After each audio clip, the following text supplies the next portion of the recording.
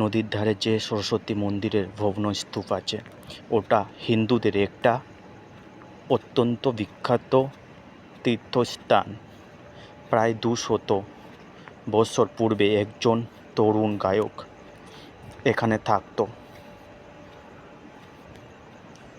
তখন মন্দির খুব সমৃদ্ধ অবস্থায় ছিল না, কিন্তু প্রবাদ এই যে সে গায়কটি মেঘমাল্লারে এমন সিদ্ধ ছিল যে আষাঢ়ী পূর্ণিমা রাতে তার আলাপে মুগ্ধ হয়ে দেবী সরস্বতী স্বয়ং তার কাছে অভিভূতা হতেন।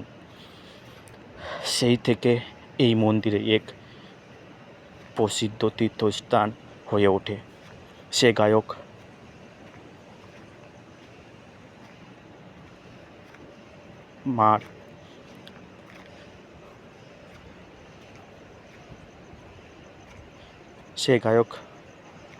মারা যাওয়ার পরে কিন্তু পূর্ণিমা রাতে সিদ্ধ গায়কের মাল্লার আলাপ করলে দেবী যেন অকণ্ঠে তার কাছে এসে পড়েন।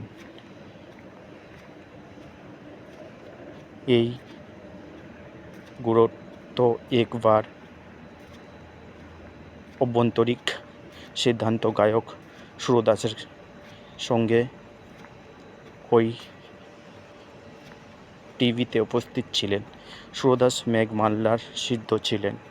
তার গানে নাকি সরস্বতী দেবী তার সম্মুখে আবির্ভূত হয়ে তাকে বর প্রার্থনা করতে বলেন।